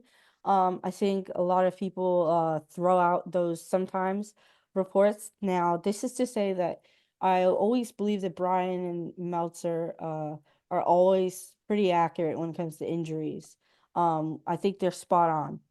I think this is a little bit overblown to present that idea that it's a clear path for Stephanie. No, I can absolutely be wrong, but I have Julia winning, um, getting Stephanie Vaquer to the main roster. Okay. So I As a actually surprise fight against Bailey, like you were saying earlier, right? well Or honestly, just pushing her up there. to be quite honest, that's actually what I wanted to happen. until I read the story about the injury, my whole thought was, oh, they already know Stephanie is this ultra mega star, and they have to get her to the main roster right now. Like Netflix has gotten they they got in her Instagram feed and they're like, you know what? Enough of this NXT stuff. We want her on the big show. So she drops the lesser title to Julia. She goes up. That's what I wanted to happen. But then when all the reporting came out, I'm like, oh no, wait a minute. This is completely the other way around. But what are your expectations for the match? Because we have covered this on this podcast. They do not have the best chemistry together. They are best No. friends. They love each other, but their matches have not. Put it this way: my expectation is their matches should be like it should be Sasha Bailey, and I have not. I haven't even gotten Sasha Mella out of Yeah. that. So, what are your I expectations? I actually think that I went back and watched their match. So for those who don't know, they the NJPW Strong Women's title has like the greatest lineage of all time. Willow, Julia, Stephanie, Mercedes. I mean, Hmm. that is, and all in their prime, basically, right? If anything, Willow might be pre-prime, right? Mercedes is in her prime. I think Mercedes is in her prime still. Stephanie and Julia are clearly in their primes. Maybe Stephanie's It's like the pre-prime. early NXT Women's title where it was like you had Paige. Who did no Paige forfeited it, right? She won it. Charlotte, and then Charlotte won in a It tournament. was Charlotte. Charlotte, Sasha, Bailey, Asuka. Yeah. That was crazy. Uh, That's a crazy four. it is. I think they'll have a better match. I went and rewatched it, and Julia's physical style, it doesn't take a lot to be out of sync when you're trying to be so physical, and Vaquera moves so fast, right? Yeah. Stephanie's probably the smoothest in-ring performer there is right now. Like, Yeah. she moves in a way that like just very, very quick. And a lot of it was herky jerky almost. And I think in a WWE ring, they're both gonna be slowed down a tad, and they'll come into a gear where they're more aligned with each other, and that's going to make it a better match. Now, if someone's injured, none of us should be expecting a 15-minute 4-star match because they're only going to work such a Hmm. pace. You certainly don't want to exacerbate an injury, uh, So they're probably, I expect just a long enough match to not be a squash, but I could see like an 8-minute.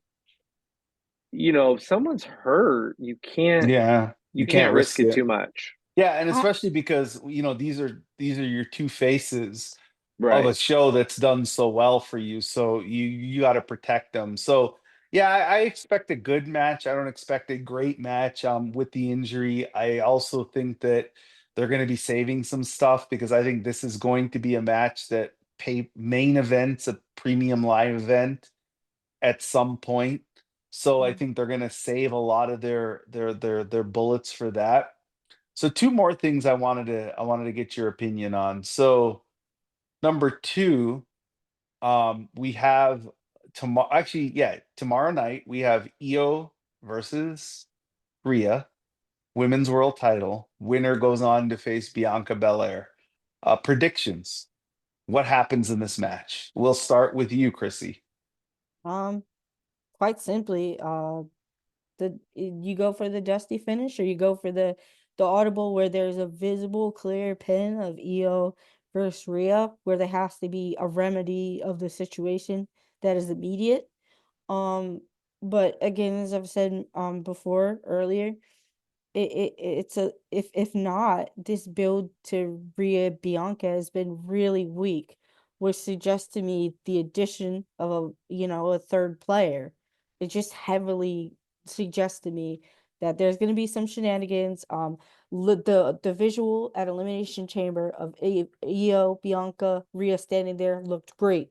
The Hmm. story that's been told on Raw is kind of Io's been hard done by, and Rhea's been trying to make it up.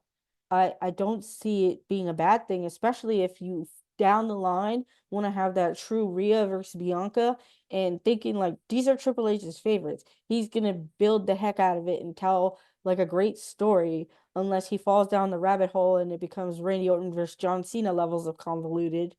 These are the faces of WWE.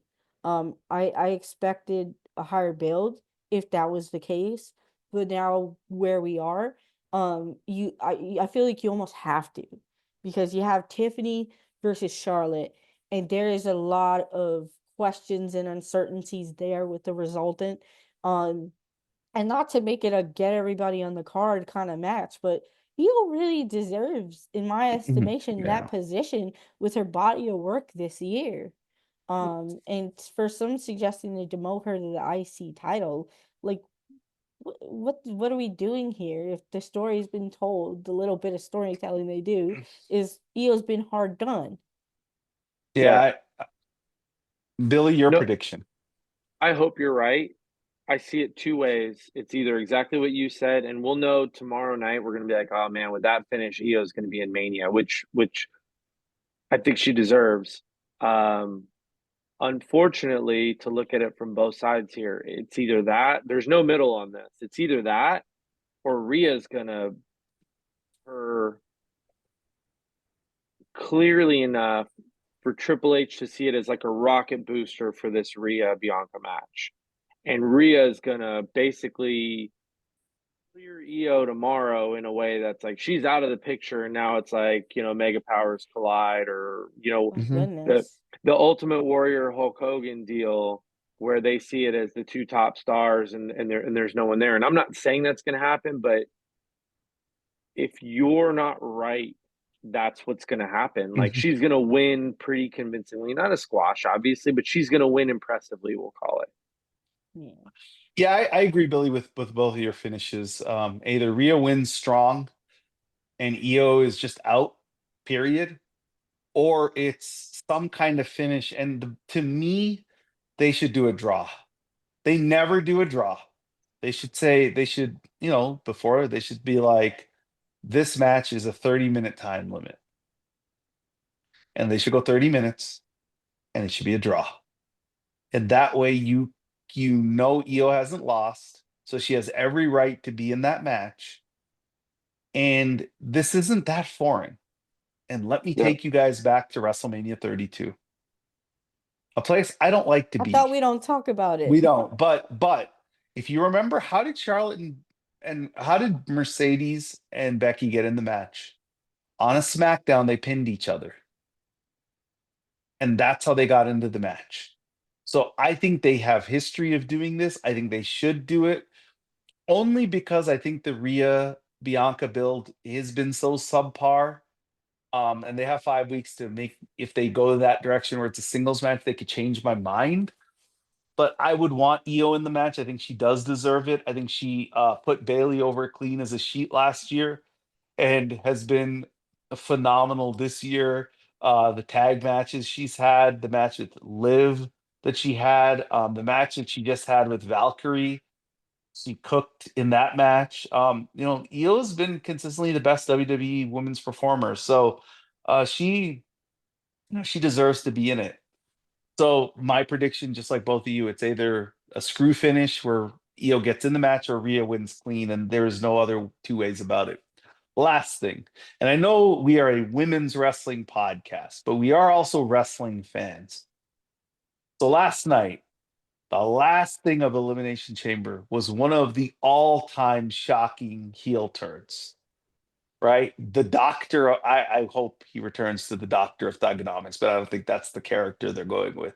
What did each of you think about John Cena's heel turn? I would like to formally welcome John Cena as I turn my hat forward to the New York Yankees. Congratulations, as I'm stealing all of CM Punk's quotes. I need to give him some money. Maybe he'll get some residuals. We need a third baseman, John Cena. Get to it. But that was fantastic. He became what he hated. He is Hollywood Cena. The first thing I thought was that picture of him with the Hollywood world title doing the strumming of the guitar and just two sweets everywhere. I never thought I'd see it in my lifetime. I saw it coming, but I didn't. Like, I just was like, I can't believe this is surreal. I can't believe this is happening. Billy? You know, we are obviously part of the group of people that make wrestling tick, where they're showing up on Mondays and Fridays and all that. But PLEs and what I remember growing up was people who didn't give a hoot about weekly TV, could be convinced to sit down and watch a WrestleMania or Royal Rumble or whatever. Um, I had people over at my house last night. There were 7 people here, so 6 plus me, and we have wrestling on in the background very often, and it's usually like, how much longer is this on? And most, half the group of people ignoring it.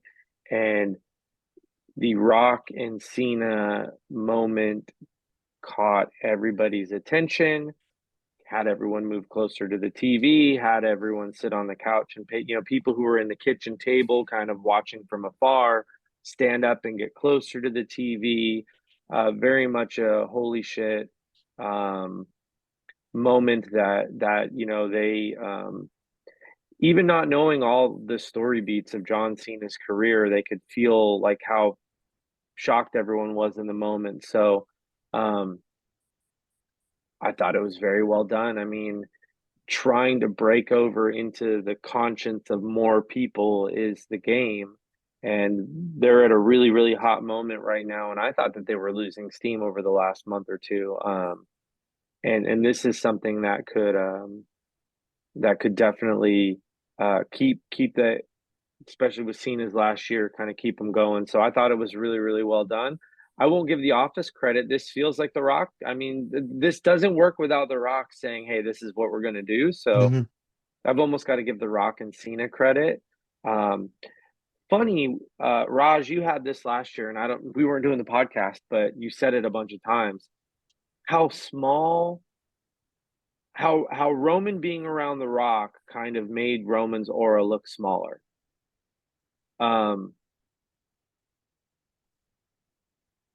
This almost makes it so that like Roman could skip Mania if he wanted to. And I say this as someone who is really excited for him to come back in SummerSlam. I think he's kind of mailed it in since he came back. I don't think he's done anything super duper compelling since he's been back. And I'm a fan. Yeah. I'm a fan going back to the big dog, like we always say. But I just, the most compelling thing was the Rumble thing with when Seth on the steps. And I know he hasn't been back since then, but he's got some work to do. He's got some work to do to reclaim some of his space, because right now Cody and Punk and now Cena and The Rock, I mean, he's pretty far down the chart as far as who I think the crowd is most invested in. Jay, right? Like, I'm Jay, not a yeah, for fan, sure. but I thought when he came back, his matches needed to be good again for the crowd to be with him. I thought if he busted out the working boots in his matches, but he's going to be a little lost in the shuffle in this Mania unless he does something. That's how I feel. Yeah, no, I think I didn't think about Roman in this, but you're right. Like, it almost feels like if you were to rank like hot WWE male performers in terms of their momentum, he might be 6th. That, like, you have Cena, Cody, Punk, Rock, Rollins, Jay, Gunther, Jacob Fatu, even. I Jake. mean, Oh yeah, Jacob Fatu he's white hot right now. The crowd loves him. So, like, but what has really Roman done since he's come back? I mean, he had the huge splash at SummerSlam. Then he had the War Games match, the stuff with Punk, but he lost clean to Solo. And that's fine what they were setting up with the first ever Netflix show. But like it's interesting, right? Because Can him and Cody teaming up, the thing I remember about that was The Rock coming back and doing this whole thing. And now we know what that is. When he did this, that's this, right? yeah, For Cena, right? That's yeah. what that was. But it is interesting. They're hot. They're still very hot. Momentum is still hot, and they're doing it without Roman. Roman Reigns almost is in the Charlotte realm, almost. right? Like she's almost in the Becky Charlotte. He is. I'm sorry about where He we don't could really take need Mania you. off and That's it wouldn't be that big of a Honestly, deal. if he took that's Mania off, it might be better. yeah. And what I mean is, I would rather see Seth and Cody, or sorry, Seth and CM Punk have like a blood blow off match, singles match, than throw Roman in there. Like, I think you could hold Roman out of Mania and bring him back after to get his revenge on Seth. But I don't. Yeah, it's a good point. But Chrissy, you turned your hat around, right? You did your Yankee thing. Sorry, had to. And no. It's fine. But I don't. I think we're living. We talk about nostalgia a lot, and I think that Ricochet did Yankee. it. Oh. Well, Ricochet's the man, and I'll get to Ricochet here in a sec. You're turning around a hat of a team that has won one title in what, 14 years? We made it Nothing. last year. We made it to the dance. Second place, nobody cares. Now, now, I have a team that John Cena, this is the John Cena is Saquon Barkley going from the Giants to the Eagles. That I can get behind because we are the here and the now. We are the villains. Are we the villains? Are the Eagles the villains? I guess we are now. They We were beat the the Chiefs. heroes in my mind. They saved us from the Chiefs. So But if I na- must be the CM Punk, I will be the because CM Punk was never wrong. Now the Boston Red Sox are the enemy. I know we're but called the they've Evil won more Empire. this century. Decade this year. Yeah, Yeah. they've won more this century. My thing is, I think whatever sports analogy you want to use, I mean, you could almost use Cena being the Chiefs, right? Like, I think what I loved about the turn was you kind of knew it was Cena once he stayed in the ring, right? Like it Yeah. had to be him. He was too excited on the F-bomb and everything. He was too happy. It was such a wrestling trope where he's But like, this hurts more yeah, because he's from yeah, Boston. come on. Yeah, no, it hurts him because remember when Punk said he's the Yankees, he punched Punk. So it Yeah. did hurt him. It struck a nerve, but It's the it would be striking like, blow. if Billy was a wrestler and somebody says, you are what you hate, you're the Green Bay Packers. Ooh. That would hurt Billy, right? Or they I'm said to so him, sorry. Billy, I'm you're so the sorry. Boston Celtics. That would hurt him, right? So I get it. But back to the turn, it was so obvious, but I gotta give John Cena all the credit here. He went from he frowned to the Rock, and then the camera goes out and he smiled to Cody, kicked him, and then completely snapped, which was just tremendous television. It was. It was great theater. He is. Come here, Sasha. Come here. Come here. Let's say hi to everybody since you want to interrupt me. The Here's Sasha. star of the show. Here's Sasha. See, hi, Little named goat. after the lady in the back of Crissy. This is Sasha for everybody out there. She is my 7-year-old Shih Tzu. She is named after the one and only Sasha Banks, not Sasha Fierce. Everybody's like, oh, you named her after Beyonce. I'm like, nope, I named her after Sasha Banks. So this is her. And I think she is telling me time to wrap up because she wants to go outside. But I thought the heel turn was great. You're right, Billy. They were losing momentum. I think that us hardcore wrestling fans who watch this every week, we can see momentum dropping before the casual fans. Right. And the casual fans are still very hot and invested, but like we were kind of like, this is kind of going And nowhere. this is gonna reel back in the base community too. I think you know what? At the end of the day, they've set up a Mania card that I think once we look at it is going to be a little bit more unique than we thought it was, right? Because Yeah. Roman's main evented, however many of the last however many years, and you know, I think again they got lucky with The Rock and Cena Hmm. kind of opening up their calendars for this, and what that does is people who would be in main event are now in a different match that could be compelling. Punk and Seth has been compelling TV, so.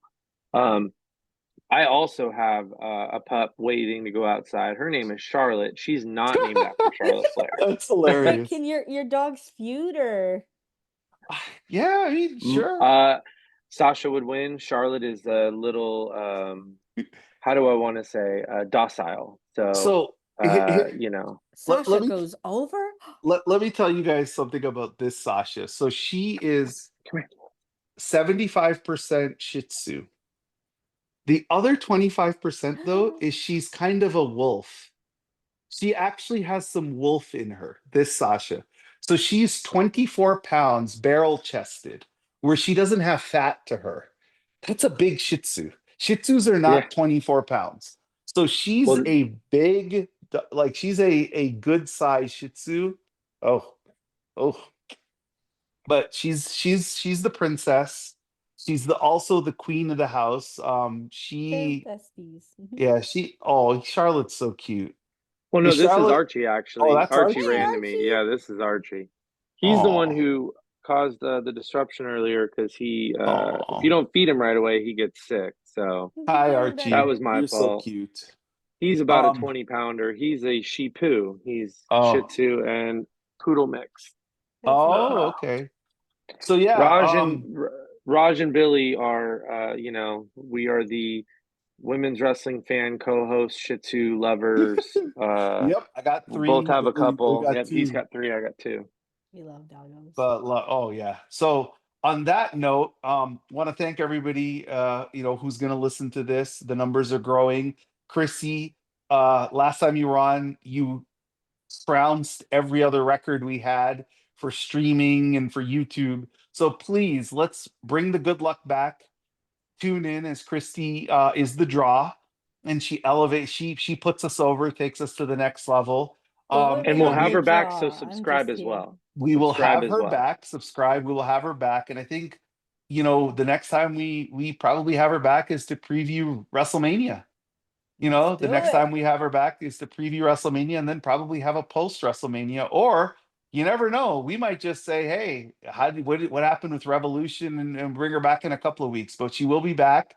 But thank you everybody for tuning in and listening. Whatever platform you do, we enjoy doing this show. We do it for you. So thank you all. We'll talk to you next week. Take care. All right, Billy.